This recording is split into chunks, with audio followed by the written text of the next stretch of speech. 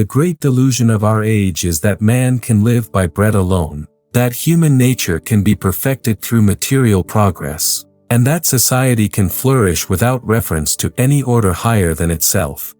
This secular humanism, which has dominated Western intellectual life for nearly 2 centuries, carries within itself the seeds of its own destruction. From my study of civilizations past and present, I have observed that no society can long endure when it severs its connection to transcendent truth and reduces human existence to mere material calculation. The collapse we witness today is not accidental but inevitable, the natural consequence of abandoning those permanent things that alone can sustain human dignity and social order. What unfolds before us is not merely political turbulence, but the death throes of a philosophy that promised heaven on earth and delivered only confusion and despair. Chapter 1: The Fatal Flaw, Secular Humanism's Denial of Human Nature. The fundamental error of secular humanism lies in its misunderstanding of human nature itself. Having spent decades studying the development of conservative thought from Burke to Adams, I have come to understand that any philosophy which treats man as merely a rational animal, perfectible through education and environment, must inevitably collapse under the weight of reality. Secular humanists imagine that human beings are naturally good, requiring only the removal of social and economic obstacles to achieve moral perfection. This naive optimism ignores the accumulated wisdom of centuries, that man is a fallen creature, capable of both nobility and depravity, requiring external restraints and transcendent guidance to achieve even modest virtue. The 6 canons of conservative thought teach us that belief in a transcendent order is not mere superstition but recognition of humanity's true condition. When secular humanism rejects this transcendent dimension, it necessarily reduces human existence to material terms.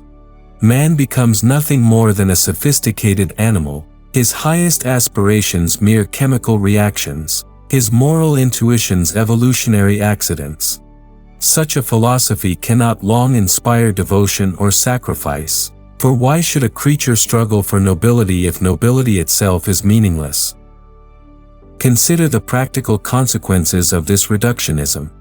If man has no soul, no eternal destiny, no connection to divine order, then life becomes a mere contest for material advantage.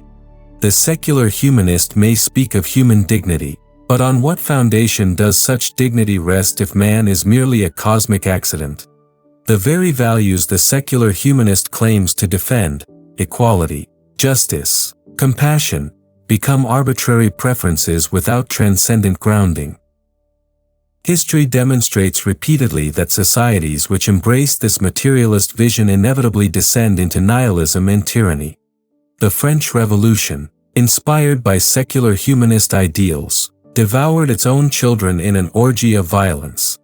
The 20th century's totalitarian experiments, from Soviet communism to Nazi ideology, represent secular humanism carried to its logical conclusion, the worship of man leading inevitably to the degradation of man.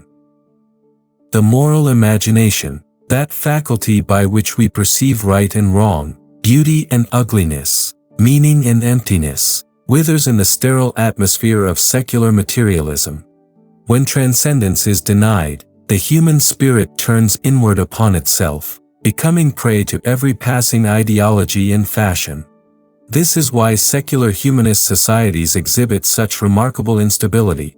They possess no fixed reference point, no permanent things to serve as anchors in the storm of change. Chapter 2: The Collapse of Moral Authority Without Transcendent Foundation.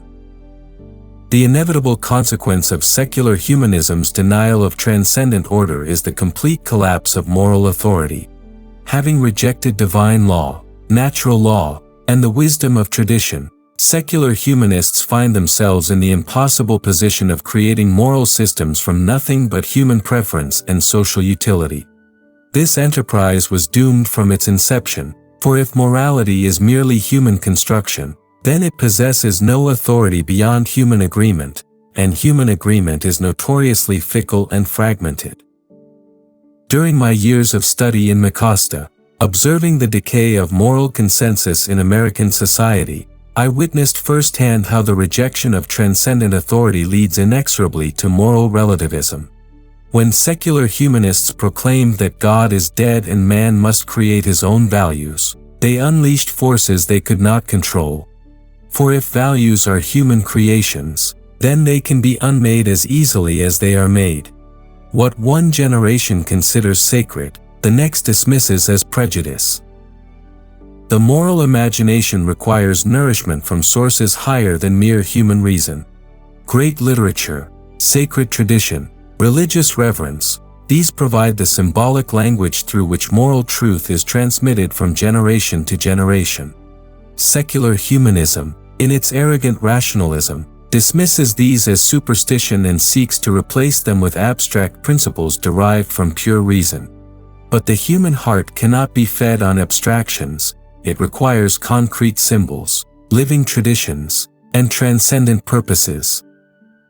Consider how secular humanist education has systematically undermined moral formation. By treating religious tradition as historical curiosity rather than living wisdom, by presenting moral questions as matters of personal opinion rather than objective truth, by reducing human experience to scientific data and statistical analysis, secular educators have created generations incapable of moral reasoning. They have, in effect, cut their students off from the sources of moral nourishment that sustained Western civilization for centuries. The result is the moral chaos we observe today, a society in which every individual claims the right to determine truth for himself, in which traditional virtues are dismissed as oppression, in which the very concept of objective moral standards is considered intolerant. This is not liberation but enslavement to the tyranny of subjective preference. When moral authority collapses, the vacuum is inevitably filled by the arbitrary power of the state or the mob. Secular humanists imagined they could preserve Christian ethics while abandoning Christian theology, but this proved impossible. Ethics divorced from metaphysics becomes mere sentiment, and sentiment provides no reliable foundation for social order. The permanent things, justice, temperance, courage, prudence, require transcendent grounding to maintain their authority across generations. Chapter 3: The Democracy of the Dead versus Humanist Arrogance. One of the most destructive aspects of secular humanism is its arrogant dismissal of traditional wisdom in favor of contemporary prejudice. Having convinced themselves that progress is inevitable and that each generation is necessarily wiser than its predecessors, secular humanists cut themselves off from what I have called the democracy of the dead, that vast constituency of human experience accumulated over millennia of civilized existence. Traditional wisdom teaches us humility before the accumulated experience of our ancestors. Recognizing that we stand on the shoulders of giants, conservatives understand that innovation must be balanced with conservation, that change must be organic rather than revolutionary, that the wisdom of the past provides essential guidance for present challenges. This is not mindless traditionalism but intelligent recognition that human nature remains constant across time and that the solutions developed by our forebears often possess enduring validity. Secular humanism, by contrast, exhibits breathtaking arrogance in its assumption that reason alone, unguided by tradition and unrestrained by reverence, can solve all human problems. This rationalist hubris ignores the complexity of human nature and social order, treating civilization as a machine that can be redesigned at will rather than an organic growth that must be carefully tended. The secular humanist approaches society with the confidence of an engineer and the ignorance of a barbarian. Consider how this arrogance manifests in contemporary culture. Traditional marriage, refined over centuries of human experience, is dismissed as mere convention. The wisdom of religious communities, developed through generations of moral struggle, is rejected as superstition. The insights of classical education, proven across millennia, are abandoned for experimental pedagogies. The accumulated political wisdom embodied in constitutional tradition is discarded for utopian schemes. This systematic rejection of traditional wisdom represents a form of cultural suicide. By cutting themselves off from the past, secular humanists deprive themselves of the very resources they need to address present challenges. They become, in effect, cultural orphans, possessed of neither the wisdom of their ancestors nor the humility to learn from it. The result is a society characterized by perpetual crisis and constant innovation, but no lasting solutions or genuine progress. The democracy of the dead offers a corrective to this arrogance. When we recognize that wisdom is not the monopoly of any single generation but the inheritance of all humanity, we approach social problems with appropriate humility. We understand that change must be gradual and organic, respecting the complexity of human institutions and the accumulated wisdom they embody. This is not conservatism from fear but conservatism from love, love of the permanent things that make life worth living. Chapter 4, Transcendence Abandoned, the Spiritual Vacuum and Its Consequences. The most profound consequence of secular humanism's triumph has been the creation of a spiritual vacuum that no amount of material progress can fill. In rejecting transcendent order, secular humanists have stripped life of its ultimate meaning and reduced human existence to a brief biological episode between two eternities of nothingness. This spiritual impoverishment manifests itself in the profound nihilism that characterizes contemporary culture, the sense that life is ultimately meaningless, that moral distinctions are arbitrary, that human existence is an accident in an indifferent universe. My decades of studying the Anglo-American conservative tradition have convinced me that no civilization can long survive the loss of its spiritual foundations. The great achievements of Western culture, its art, literature, music, philosophy, law, all emerged from a worldview that recognized the reality of transcendent order. When this transcendent dimension is denied, human creativity withers and culture degenerates into mere entertainment and propaganda. Religious reverence is not merely private sentiment but the foundation of social order itself. When men recognize their subordination to divine authority, they acquire the humility necessary for civilized existence. They understand that their own preferences and prejudices are not the measure of truth, that moral law exists independent of human will, that justice and mercy are not merely human constructs but reflections of eternal reality. This recognition makes possible the self-restraint and mutual respect upon which all genuine community depends. Secular humanism promised to liberate humanity from the superstitions of religion, but it has succeeded only in delivering mankind to new and more terrible forms of idolatry. Having denied the true God, secular humanists worship false gods, the state, the party, the race, the class, the self. These secular religions prove far more demanding and destructive than traditional religion ever was, for they acknowledge no limitations on their authority and brook no dissent from their orthodoxy. The spiritual vacuum created by secular humanism also manifests itself in the desperate search for meaning that characterizes contemporary life. Having lost connection to transcendent purpose, modern men and women seek salvation in politics, therapy, technology, consumption, entertainment, anything that might provide temporary relief from the existential emptiness that haunts secular existence. But these substitutes prove inadequate to human need, leaving their devotees even more restless and dissatisfied.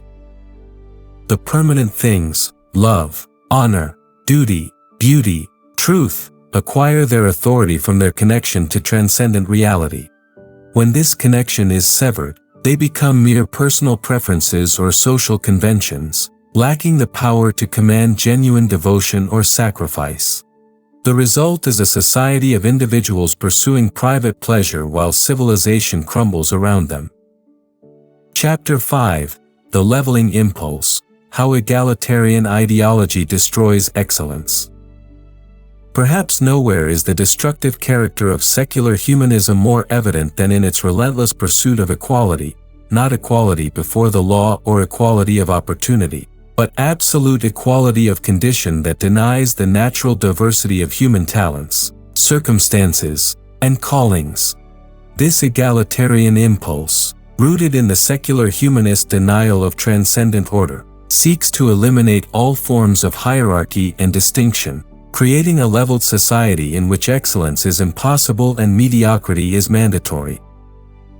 The conservative understanding recognizes that genuine equality exists precisely in the recognition of legitimate inequality, that different individuals possess different gifts, fulfill different functions, and contribute to the common good in different ways. This is what I term equality in inequality, the understanding that human dignity is compatible with, indeed requires, the recognition of natural differences and the cultivation of excellence wherever it appears. Secular humanism, by contrast, treats all differences as arbitrary social constructions that must be eliminated through governmental action. Having rejected the idea of natural law and divine purpose, secular humanists cannot acknowledge that some differences might be both natural and beneficial. They see hierarchy only as oppression, excellence only as privilege, distinction only as discrimination. The result is a systematic assault on all forms of human achievement and cultural refinement. Consider how this leveling impulse manifests in contemporary education. Rather than cultivating excellence and nurturing exceptional talent, secular humanist educators focus obsessively on eliminating gaps between different groups. Standards are lowered to ensure universal success, curricula are simplified to accommodate the least capable, and traditional forms of academic achievement are dismissed as culturally biased. The inevitable result is educational mediocrity and a systematic undermining of intellectual culture. The same destructive pattern appears in every area of social life. Traditional forms of authority, based on wisdom, experience, virtue, or achievement, are rejected as illegitimate. Cultural refinement is dismissed as elitism. Moral distinction is condemned as judgmentalism. Religious devotion is scorned as fanaticism. The accumulated wisdom of ages is rejected in favor of the lowest common denominator of contemporary opinion. This egalitarian assault on excellence reflects the deeper spiritual poverty of secular humanism. Having denied transcendent purpose, secular humanists cannot acknowledge that some pursuits are inherently more valuable than others, that some achievements are genuinely superior to others, that some forms of life are more worthy of emulation than others. Everything becomes equally valid, which means that nothing is truly valuable. The ultimate consequence of this leveling impulse is not greater equality but greater tyranny. When natural hierarchies are destroyed, artificial ones take their place, but these artificial hierarchies lack the legitimacy and restraint that characterize traditional authority. The result is not a society of equals but a society dominated by ideological conformity and bureaucratic power. Chapter 6: Ideological Fanaticism versus Political Prudence. The collapse of secular humanism reveals itself most dramatically in the rise of ideological fanaticism that characterizes contemporary political life. Having rejected the transcendent order that alone can provide stable political principles, secular humanists have become prey to successive waves of radical ideology, each promising to create heaven on earth through the application of abstract theory to complex human realities. This substitution of ideology for prudent politics represents one of the most dangerous consequences of secular humanist thinking. True political wisdom, as developed through centuries of Anglo-American constitutional tradition, recognizes that politics is the art of the possible, not the science of the perfect. Political prudence acknowledges human fallibility, accepts the necessity of compromise, and seeks gradual improvement rather than revolutionary transformation. This wisdom emerges from recognition that political order, like all human institutions, reflects the complexities and limitations of human nature itself. Secular humanism, with its faith in human perfectibility and rational planning, inevitably generates utopian expectations that politics cannot fulfill. When reality fails to conform to ideological theory, The secular humanist responds not with humble reconsideration but with increased radicalism. The failure of previous reforms only proves that reform has not been radical enough. The persistence of human problems only demonstrates the need for more comprehensive solutions. This ideological mentality exhibits several characteristic features that distinguish it from prudent conservatism. First, it treats political questions as matters of absolute truth rather than prudent judgment, admitting no legitimate disagreement and viewing opposition as moral evil. Second, it seeks comprehensive solutions to complex problems, rejecting piecemeal reform in favor of systematic transformation. Third, it exhibits impatience with traditional restraints on political power, viewing constitutional limitations as obstacles to progress rather than safeguards against tyranny. The history of the past 2 centuries provides abundant evidence of ideology's destructive power. From the French Revolution through the totalitarian movements of the 20th century to the cultural revolutions of our own time, ideological thinking has consistently produced violence, oppression, and social chaos. Yet secular humanists, blinded by their faith in human reason and progress, continue to embrace ideological solutions to political problems. The conservative alternative rests on recognition that political order emerges organically from the complex interaction of tradition, interest, circumstance, and prudent judgment. Rather than imposing abstract theories on living societies, prudent politics seeks to preserve what is good while carefully correcting what is defective. This approach acknowledges that political institutions, like living organisms, cannot be redesigned at will without destroying their essential character. The wisdom of political prudence becomes especially relevant as secular humanist ideology reveals its inherent instability and destructiveness. As ideological movements exhaust themselves in internal contradictions and practical failures, the path forward lies not in new ideologies but in return to the permanent principles of constitutional government and organic social order. Chapter 7: The Permanent Things. What survives the humanist collapse? As secular humanism collapses under the weight of its own contradictions, we witness the re-emergence of those permanent things that constitute the enduring foundation of human civilization. These permanent things, truth, beauty, goodness, justice, temperance, courage, prudence, do not depend upon human opinion or social fashion for their validity. They represent the transcendent order that secular humanism denied but could never actually destroy, for they are written into the very structure of reality itself. The permanent things manifest themselves in every generation through those individuals who recognize their obligation to preserve and transmit civilizational heritage. These guardians of tradition understand that culture is not created anew by each generation but represents the accumulated wisdom of humanity, carefully preserved and lovingly transmitted across centuries of human experience. They recognize their role as stewards of an inheritance infinitely greater than themselves. Liberal education, properly understood, serves as the primary means by which the permanent things are transmitted from generation to generation. Through engagement with great books, great ideas, and great examples of human achievement, young minds are formed into patterns of truth and beauty that transcend temporal circumstances. This is why secular humanist attacks on traditional education prove so destructive. They sever the vital connection between past wisdom and present need. The permanent things also express themselves through those institutions that embody transcendent principles in concrete form. The family, rooted in natural affection and moral obligation, provides the foundation for all higher forms of social organization. Religious communities, ordered around recognition of divine authority, offer models of transcendent purpose and selfless devotion. Educational institutions, dedicated to the pursuit of truth rather than mere utility, cultivate the intellectual virtues necessary for civilized existence. Individual responsibility for preserving the permanent things becomes especially crucial during periods of cultural crisis. When public institutions fail to transmit traditional wisdom, The burden falls upon private individuals to maintain the continuity of civilization.